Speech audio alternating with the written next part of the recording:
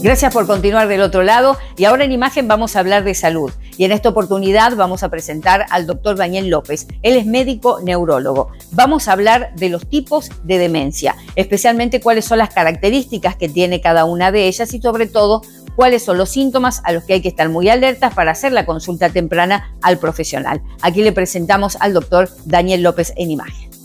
El tema de demencia es un tema muy importante en salud pública. Cuando hablamos de demencia estamos hablando de trastornos de la memoria y de la conducta que tienen que tener más de 6 meses de evolución, que tienen que ser adquiridos y que sean de tal magnitud que afecten la actividad de vida diaria. Bien. O sea, todos tenemos fallas en la memoria, pero eso no significa que tengamos demencia. Claro. Cuando las actividades que antes las hacíamos habitualmente la hacíamos bien y ahora vemos que tenemos dificultades en esas actividades, ahí es cuando hablamos de síndromes demenciales. Perfecto. ¿Y hay tipos de demencias, doctor? Básicamente se clasifican en demencia de corteza y subcorticales y mixtas. Las de corteza, la más conocida es el Alzheimer. El Alzheimer es una demencia de tipo cortical, donde la parte paritotemporal del cerebro es como que tiene atrofia. Y la otra de corteza es la frontotemporal. Bien. Son las de corteza. Y las subcorticales, la predominante es la vascular, que es la por microlesiones vasculares. Pero a esa tenés que sumarle demencia por cuerpo de Lewy, que es una demencia también bastante frecuente en el día de hoy. ¿Y qué características tiene esta demencia, principalmente que tiene más incidencia ahora? Bien, o sea, sacando Alzheimer, que es la más frecuente, 7 de cada 10 o 6 de cada 10 son Alzheimer. Bien. El resto son entre el 15% por cuerpo de Lewy y aproximadamente lo mismo es la demencia vascular. En la vascular, generalmente son secundarias a factores de riesgo cardiovasculares. O sea, es hipertensión, diabetes, tabaquismo, sedentarismo, estrés, obesidad, anticonceptivos orales, dislipemia, colesterol y triglicéridos altos.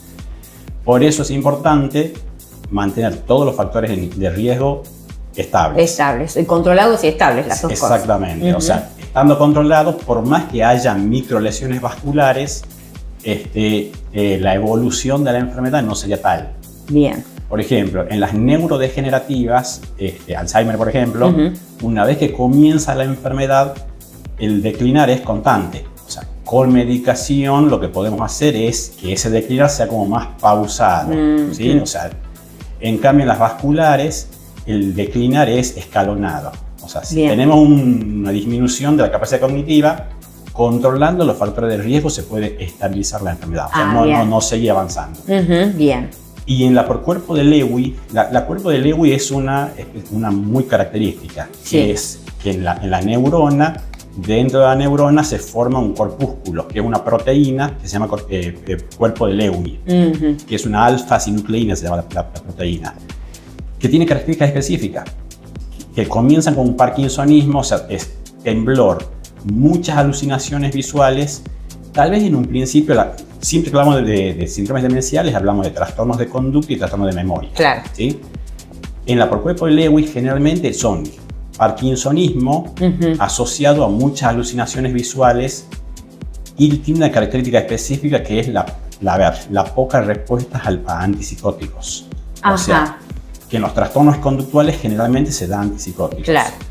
En este síndrome demencial, generalmente cuando uno le da antipsicóticos, tienen poca respuesta. Claro. O actúan como en forma no esperada para el tipo de medicación. Perfecto. Cuando tenemos esto, uno piensa que es una enfermedad por cuerpo de Lewy. Bien.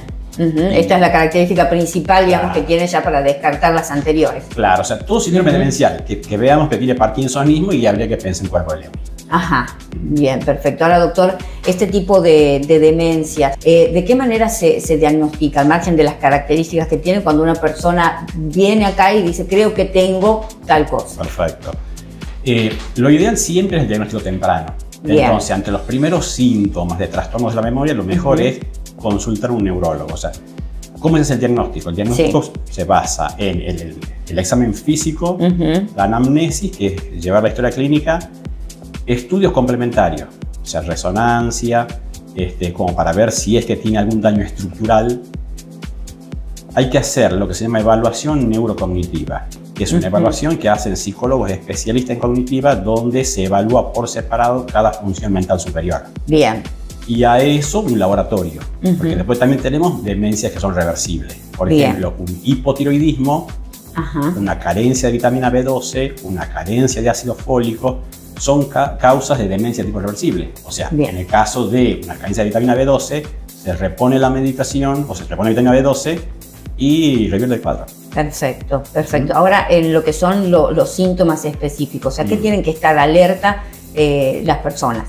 Generalmente lo primero que hay son las fallas en la memoria. Pero eso va a depender por ahí de qué tipo de síndrome demencial. Por ejemplo, en el Alzheimer, el primer síntoma va a ser la falla de la memoria. Sí. Que en un futuro esa falla de la memoria se hace ya, se también puede presentar trastornos de la conducta. En la otra de corteza, en la frontotemporal, comienza con trastornos de conducta. O sea, son generalmente personas que comienzan con apatía, con desinhibición. Entonces la familia dice, a pesar de que lo ve bien de memoria, pero la conducta que tiene algo está pasando. O sea, entonces en las frontotemporales predomina siempre el trastorno conductual. Y después de una segunda etapa ya comienza con el trastorno cognitivo. Entonces, siempre que veamos fallas, sobre todo de origen reciente, y algunos cambios en la conducta, cuando llamen la atención, bueno, yo creo que ese es el momento de consultar. Perfecto, doctor. Estos tipos de demencia, ¿están estrictamente vinculados con la edad? Totalmente, sí. O sea, el 1% de la población a partir de los 60 años tiene puede tener un síndrome demencial. Bien. Y esa frecuencia se duplica cada 5 años.